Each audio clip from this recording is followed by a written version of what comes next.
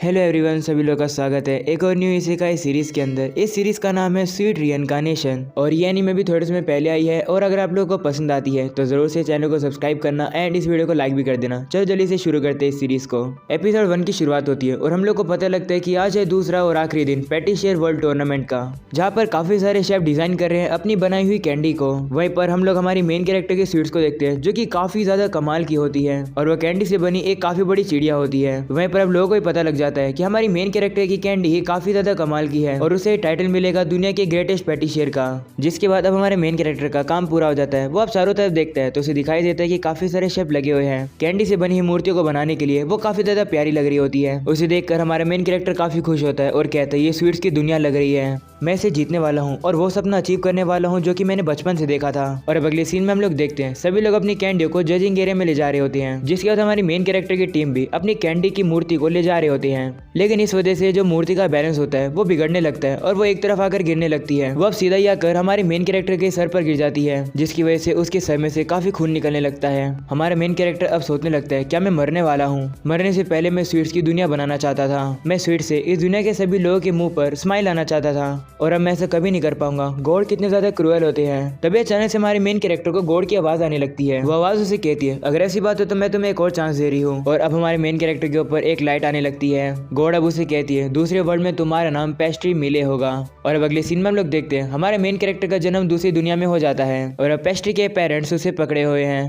और अब अगले सीन में हमें पता लगता है कि इस लैंड का नाम है द फिफ्थ ऑफ मोटेल और पेस्ट्री ने सुना है कि उसके फादर कैसेरोल मिले इस जमीन के पहले सुजरेल लॉर्ड है। पहले ये जमीन पूरी तरीके से बंजर हुआ करती थी, यहाँ पर कोई भी चीज ग्रो नहीं की जा सकती थी। लेकिन मेरे फादर ने और बाकी सभी लोगों ने जो कि यहाँ पर पहले रहते थे एक साथ मिलकर उन लोगों ने 20 साल लगाए इस जगह को कल्टीवेट करने के लिए और उन लोगों का हार्डवर्क काम कर गया और फिर क्रॉप्स उगने लगी। और यहाँ पर 3 विलेजेस हैं और हर विलेज के अंदर 40 लोग हैं। जिसके बाद अब सीन प्रेजेंट का आता है जहाँ पर हम लोग हमारे मेन कैरेक्टर पेस्ट्री को देखते हैं जो कि अपने फादर के साथ तलवारबाजी कर रहा होता है। उसके फादर उसे कहने लगते हैं अपनी ग्रिप को मजबूत रखो, जिस पर पेस्ट्री भी मान जाता है और अब अपनी ग्रिप को टाइट करके हमला करता है। साथ में पेस्ट्री में बताता है कि उसे 9 साल हो गए हैं जब वो रीइंकार्नेटेड हुआ है फिफ्थ सुजरेन लॉर्ड के बेटे के तौर पर। वहीं पर पेस्ट्री को अपने फादर से लड़ने में काफी ज्यादा मुश्किल हो रही होती है। पेस्ट्री बताता है कि उसके फादर एक मिलिट्री हीरो है और उसकी जो मोम है वो काफी ज्यादा काइंड है और पेस्ट्री की 5 बड़ी बहनें हैं। यहाँ पे जिंदगी उसकी काफी अच्छी है लेकिन वो लोग शुगर ग्रो नहीं कर सकते हैं, इसकी वजह से स्वीट्स बनाना मुश्किल है। पेस्ट्री का ध्यान भटक जाता है। वो कहने लगता है मैं स्वीट्स बनाना चाहता हूँ। इतने में कैसेरोल पेस्ट्री की तलवार के ऊपर हमला करके उसे काफी दूर गिरा देता है और वो उसे हरा देता है।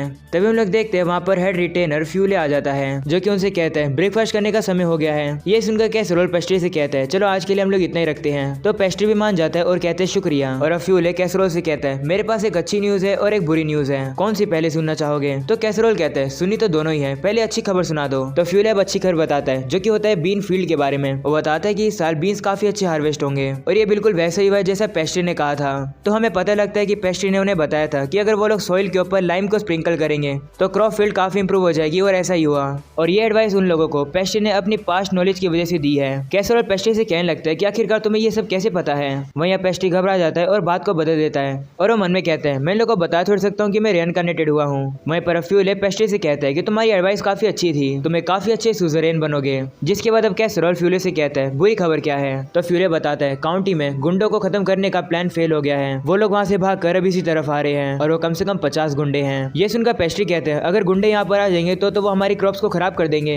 हम लोगों ने काफी ज्यादा मेहनत करके ये सब उगाया है। और अब फ्यूले बताते हैं कि वो गुंडे कम से कम 2 महीने में यहाँ पर पहुंच जाएंगे। हमारे पास एक ही ऑप्शन है कि हम लोग सारे विलेजर्स को इकट्ठा करेंगे और पाइक्स के जरिए उन गुंडों को भगाने की कोशिश करेंगे। वहीं पेस्ट्री कहते हैं अगर हम लोग सारे विलेजर्स के लड़कों को लें तो सिर्फ 30 होंगे। 30 तो काफी ज्यादा कम होंगे उन गुंडों को रोकने के लिए, हमारा हारना तो तय है। वहीं कैसेरोल कहता है कि हम लोग तो काउंट रेटे से भी मदद नहीं ले सकते हैं क्योंकि अगर हमने उन गुंडों को हरा दिया जिन्हें वो नहीं हरा पाए, इससे ये प्रूव हो जाएगा कि काउंट किसी काम की नहीं है, इसलिए हम लोग को उनसे कोई भी मदद नहीं मिलने वाली है। वहीं पर अब पेस्ट्री भी सोच रहा होता है कि ये इजी फाइट नहीं होने वाली है लेकिन मैं क्रॉप्स को खराब नहीं होने दे सकता हूँ अगर मुझे स्वीट्स बनानी है तो। वहीं पर फ्यूले पेस्ट्री को देखता है कि पेस्ट्री तो काफी ज्यादा सीरियस खड़ा है। फ्यूले अब कहता है कि पेस्ट्री काफी अच्छा लॉर्ड बनेगा। वहीं पर अब पेस्ट्री कहने लगता है जो भी मेरे ड्रीम के बीच में आएगा, मेरा ड्रीम है स्वीट्स की दुनिया बनाना, जो भी बीच में आएगा वो पछताएगा।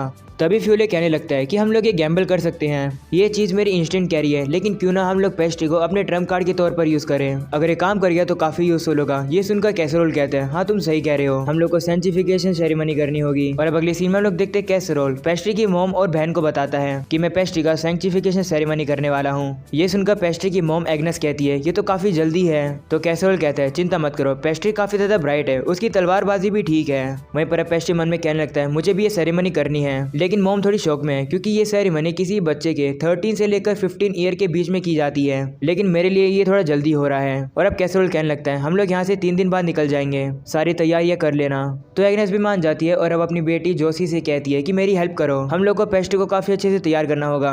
और अब अगली सीन में हम लोग देखते हैं कि वो लोग पेस्ट्री को लड़कियों के कपड़े पहना देते हैं, जिसके बाद अब वो लोग उसका मेकअप भी करने लगते हैं। वही पेस्ट्री बताता है कि जब से वो छोटा था उसकी मॉम और उसकी बहन उसे एक ड्रेसअप डॉल की तरह ट्रीट करती है। जब पेस्ट्री की बाकी बड़ी बहनें यहाँ पर थी तब तो और ज्यादा बुरा हाल था। पेस्ट्री का मेकअप होने के बाद वो रोने लगता है और कहता है मुझे जल्द से जल्द बड़ा होना है। और अब अगले सीन में हम लोग देखते हैं फाइनली वो दिन आ जाता है जब वो लोग जा रहे हैं। वहीं पर पेस्ट्री तो काफी ज्यादा थका होता है क्योंकि उसके लिए ये 3 दिन काफी ज्यादा बिजी थे। और अब पेस्ट्री की मॉम और पेस्ट्री की बहन आ जाती है और वो उससे कहती है अपना ख्याल रखना।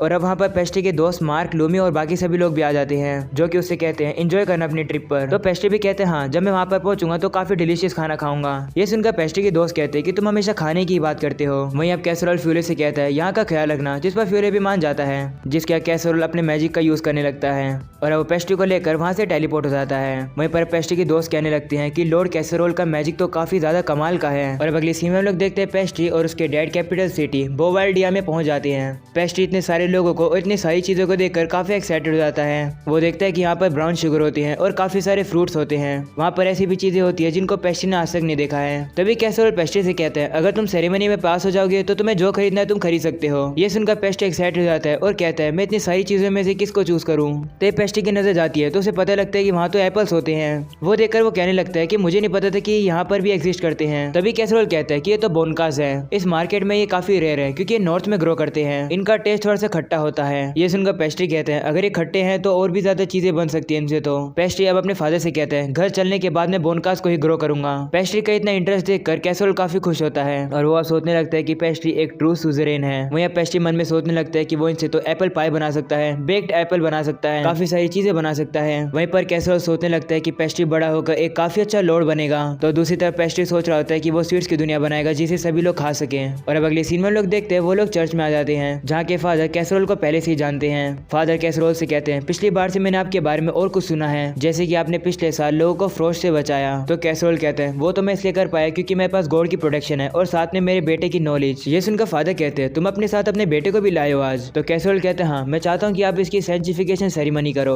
ये बात सुनकर फादर काफी ज्यादा शौक हो जाते हैं और पूछते हैं क्या सच्ची में। तो कैसरोल कहते हैं हाँ मैं चाहता हूँ कि आप इसकी ट्रू साइंटिफिकेशन करो। वहीं पर अगले सीन में हम लोग जोशी को देखते हैं जो कि फ्यूले से कहती है ट्रू साइंटिफिकेशन वही सेरेमनी होती है ना जिसमें सभी को मैजिक मिलता है। तो फ्यूले कहते हैं हाँ ये सेरेमनी सही बच्चों को करनी पड़ती है। तो जोशी कहती है जब मेरी सेरेमनी हुई थी तो उन लोगों ने कहा था कि मेरे पास इतना मैजिक पावर नहीं है तो इसलिए मेरी सेरेमनी हुई नहीं, मैं दुआ करती हूँ कि पेस्ट्री ठीक रहेगा। तो फ्यूले कहता है चिंता मत करो पेस्ट्री बिल्कुल ठीक रहेगा। तो जोशी पूछती है सेरेमनी में होता क्या है। तो फ्यूले बताता है कि उसमें मेजर किया जाता है कि तुम्हारी कितनी मैजिक पावर होती है और तुम्हें कुछ नहीं करना होता है, तुम्हें एक डार्क कमरे में बंद कर दिया जाता है जहाँ पर तुम काफी घंटों तक सुन नहीं सकते और देख नहीं सकते। वहीं पर हम लोग पेस्ट्री को देखते हैं जिसे बांध दिया जाता है। तभी फादर उसके पास आते हैं और उसे एक चीज पिलाते हैं जो कि काफी कड़वी होती है। उसे पिलाने के बाद फादर वहाँ से चले जाते हैं और अब वहाँ पर पूरे कमरे में अंधेरा हो जाता है। फ्यूले बताते हैं कि ऐसा इसलिए किया जाता है क्योंकि मैजिक एक ग्रैंड पावर होती है जो कि एक पर्सन के अंदर हिडन होती है। उसे बाहर निकालने के लिए तुम्हें मुश्किलों का सामना करना होगा, वो भी खुद से। और अब अगले सीन में हम लोग देखते हैं एक दिन और आधा दिन बीत जाता है। कैसरोल कहने लगता है कि इस चीज में तो काफी टाइम लग रहा है। तो फादर कहते हैं चाहे कुछ भी हो अभी भी हम लोग पेस्ट्री को बाहर नहीं निकाल सकते हैं, इतना टाइम तो नहीं लगना चाहिए, आखिरकार उस बच्चे के अंदर कितनी पावर छुपी हुई है। वहीं पर अब कैसरोल को पेस्ट्री की चिंता होने लगती है। वहीं पर अब दूसरी तरफ हम लोग पेस्ट्री को देखते हैं जो कि सोचने लगता है कि आखिरकार वो बोनका से क्या बनाएगा। वो सोचने लगता है कि अगर उसे एक दिन शुगर मिल जाएगी तो वो काफी सारी स्वीट्स बनाएगा और फिर वो अपने सपने को पूरा कर लेगा जो कि है स्वीट्स की दुनिया को बनाना। पेस्ट्री सोच रहा होता है तभी अचानक से वहाँ से एक लाइट आने लगती है। वह सोचने लगते हैं कि क्या ये मैजिक है। तभी उसकी आंख खुलती है तो उसे पता लगता है कि कैसरोल उसे उठा रहा है। कैसरोल अब उससे कहते हैं कि तुमने सेरेमनी को सहन कर लिया, वो भी पूरे 2 दिन लगाकर। वहीं पेस्ट्री कहने लगता है इतना समय हो गया है, मुझे तो इस बीच काफी सपने हैं, लेकिन मुझे एक भी याद नहीं है अब। और अब अगले सीन में हम लोग देखते हैं वो लोग बाहर आ जाते हैं। फादर पेस्ट्री से कहते हैं कि मैं स्क्रोल्स को पढ़ने वाला हूँ, अगर तुम्हें सही में अपनी पावर मिल गई होगी तो इन स्क्रोल का तुम्हारे लिए जरूर कुछ मीनिंग होगा। तो अब पेस्ट्री भी मान जाता है और अब वो नीचे बैठ जाता है, जिसके बाद अब फादर उस स्क्रोल को पढ़ने लगते हैं। जिसके बाद पेस्ट्री की आंख खुलती है, वो देखते हैं कि वो तो एक अलग ही जगह पर आ चुका है। उसे वो मैजिकल स्क्रोल भी दिखता है और उसे पता लगता है कि उसे वो मैजिक पावर मिल गई है, जिसके बाद पेस्ट्री ग्लो करने लगता है। ये देखकर वो दोनों काफी हैरान हो जाते हैं। कैसरोल अब पेस्ट्री से कहता है तुमने ये सेरेमनी पूरी कर ली है। ये सुनकर पेस्ट्री भी खुश होता है। वहीं फादर पेस्ट्री को बताते हैं कि तुमने एक ऐसी पावर को एक्वायर किया है जो इस जमाने में काफी कम देखी गई है। जिसके बाद कैसरोल फादर का शुक्रिया करते हैं और उन्हें कुछ पैसे देते हैं हेल्प करने के लिए। फादर भी उस पैसे को ले लेते हैं और कहते हैं शुक्रिया इस डोनेशन के लिए। और अब अगले सीन में लोग देखते हैं पेस्ट्री को काफी मुश्किल हो रही होती है ये छाटने में कि कौन सा बोनकाज अच्छा है। वो मुश्किल से साफ साफ छाट लेता है। तभी दुकानदार कहता है तुम्हारा इतना इंटरेस्ट देखकर मैं तुम्हें ये एक्स्ट्रा देता हूँ। वहीं पर अब दुकानदार जो एक्स्ट्रा देता है वो और ज्यादा साफ और अच्छे होते हैं, जिन्हें देखकर पेस्ट्री काफी खुश हो जाता है। वहीं पर अब दूसरी तरफ हम लोग उसी फादर को देखते हैं। वो उन्हीं पैसों को देखकर कहता है कि इतना काफी नहीं है मेरे मुंह को बंद रखने के लिए। वहीं पर अब दूसरी तरफ हम लोग देखते हैं पेस्ट्री को, जो कि उन बोनकास को खाता है और उसे वो काफी टेस्टी लगते हैं क्योंकि वो उन्हें काफी समय बाद खा रहा है। वो अब कैसरोल से कहता है मॉम और बहन को मत बताना कि हमने सबसे अच्छे वाले खा लिए हैं। जिस पर कैसरोल भी मान जाता है और कहते हैं ठीक है मैं नहीं बताऊंगा। जिसके बाद पेस्ट्री वापस से उन्हें खाने लगता है और कहता है कि मैं अब एप्पल पाई बनाऊंगा और भी ज्यादा चीजें बनाऊंगा और एक दिन फाइनली मैं अपनी खुद की स्वीट्स की दुनिया बनाकर रहूंगा। और अब इसी के साथ हो जाता है ये एपिसोड यहीं पर खत्म। पसंद आए तो लाइक करना, चैनल को सब्सक्राइब करना। मैं मिलूंगा आप लोगों से अगले एपिसोड में, तब तक के लिए बाय बाय।